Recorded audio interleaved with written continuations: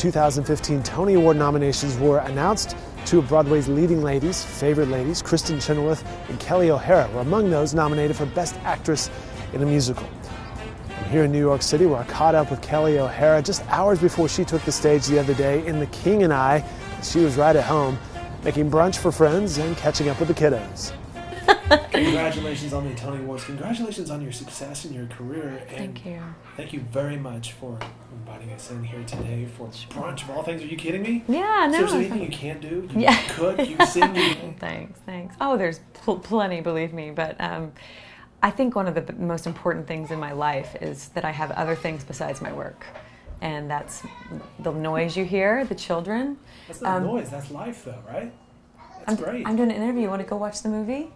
Seems like this is fantastic. It's fantastic and puts everything in perspective. And I can never take myself too seriously when I'm, barely getting a shower and I'm headed to work. It's not like I can, get massages every day and zen out and prepare for my show. It's part of the balance. So everything seems really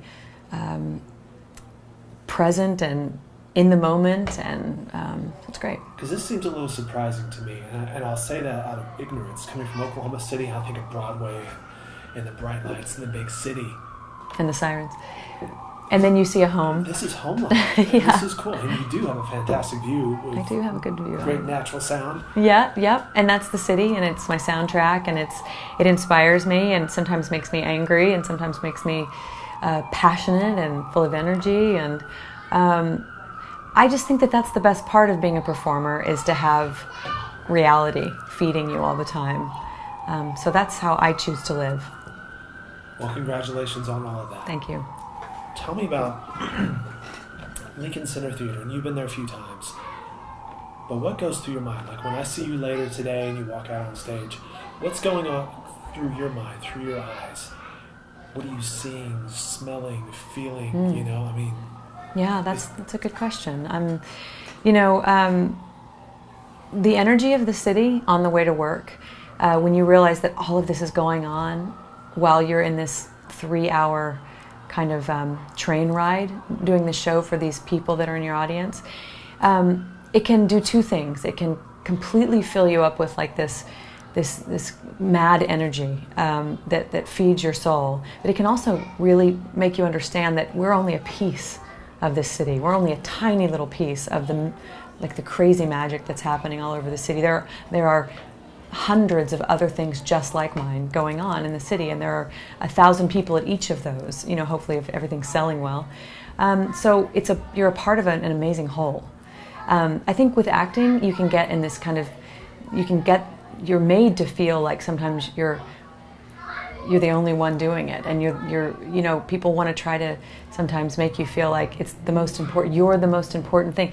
If you ever get on that wagon, you're in trouble. Yeah. The best thing to do is to realize that you're an amazing part of a whole, just a piece of it, sometimes a very small piece of it. Is that a comforting thing to find, hey, I'm part of the rhythm here? Yes. It keeps you from being overwhelmed? Yeah, it keeps you from your ego from getting too big. It also keeps from the pressure, feeling too much. It does feel like so much pressure when you're kind of the lead of a show and you want it to do well, you want it to be a good show, you want it to sell well for the producers, you want to make people happy, and so you put a lot on your shoulders. So if you can actually take a minute and realize that we're just specks of dust, and sometimes the weight of it can feel really empowering, but then other days when you need it to, you can say, hey, we're just trying to make people happy. It might succeed today, it might not. I'll come back again tomorrow and try again. I'm blown away. We're 3 hours, less than 3 hours at this point, away from showtime. Mm-hmm. You're making brunch for friends.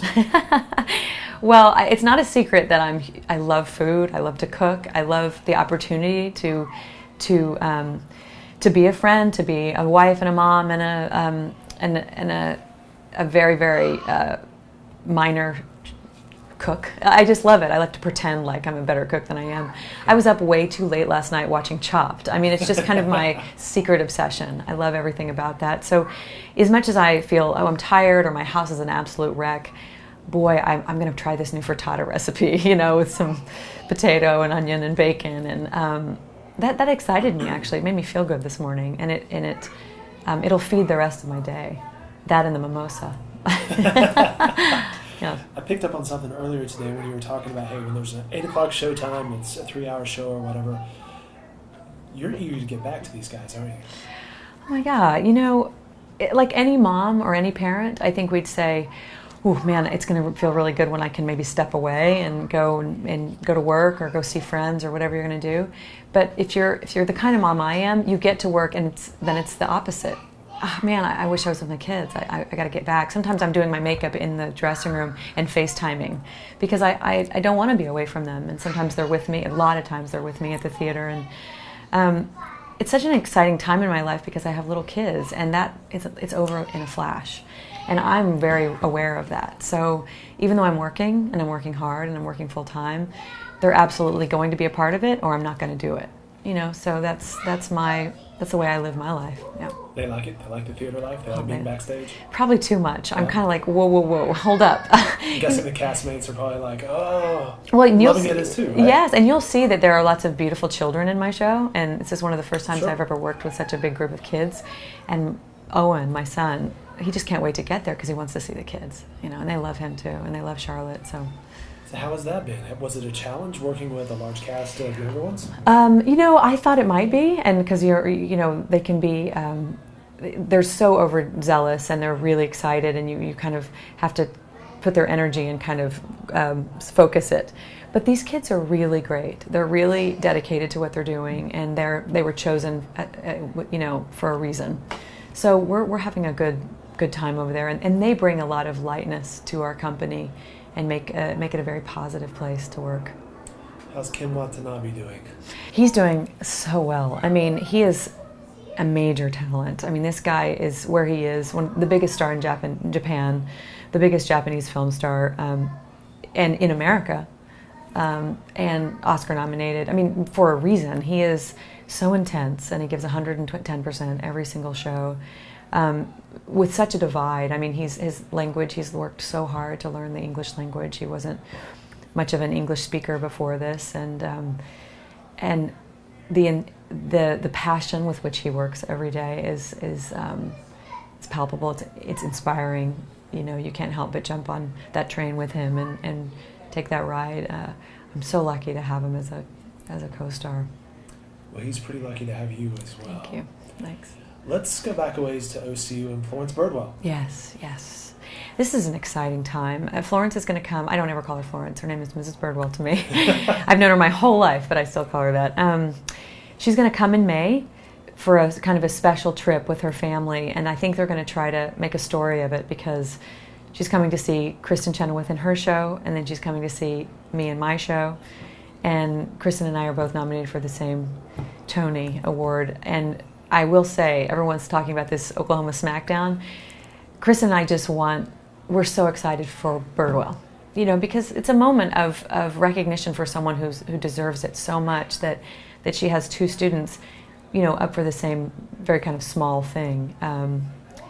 Up for a very big thing. It's a big thing, but I mean, centered, like it's only 5 people in the whole population and so the fact that 2 of us are her students, that's what I meant. Yeah. But it's for her that I feel like I get to honor her that way, and that excites me so much. And so whoever it is that takes away the prize, Kristen and I are kind of hoping it's at least one of us, so that we can talk about Mrs. Birdwell and how much she's influenced us and so many others.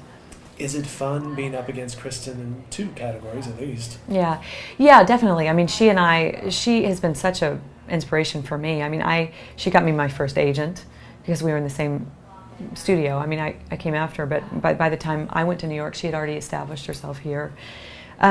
She has been a supporter of me and me of her for 15 years. She just taught me how to do Bitmoji on my phone. So that is really integral to my social life right now. So everyone's getting all these extra characters now that Kelli has learned. Yes, I've learned. She's learned the way of the emoji. The emoji. Thanks to Kristen Chenoweth. And strangely, our emojis look very similar, except hers has more makeup. But so and we share. Kristen and I have always shared a best friend, so we've always kept up with each other. A girl named Erin Dilly. So. This is a healthy bit of competition, believe me. And Of course, I'll always want to win, but I'm getting really good at not winning. So at this point, so I'm actually really happy whichever way it goes, because also getting really good at being nominated. Well, thank you. That's a glass half full way of putting it, and I like that. But the performances have to be apples and oranges. So I really can't put too many eggs in the basket of that, because they're very different shows, completely different vehicles. So you can't really put a judgment on that. So, and I know that, so I can't get too invested. What would your advice be to the students? Because we know right now they're going through finals, they're studying for all that stuff to get out, right. At least for this semester. Your advice to those students? I feel like today you have to be on top of what is necessary, and you have to combine, you have to find a balance of an absolute passion for your craft and make that your first dedication. And then you have to understand how to make people understand about you. And that's something I wasn't necessarily aware of. I was not a salesman for myself. My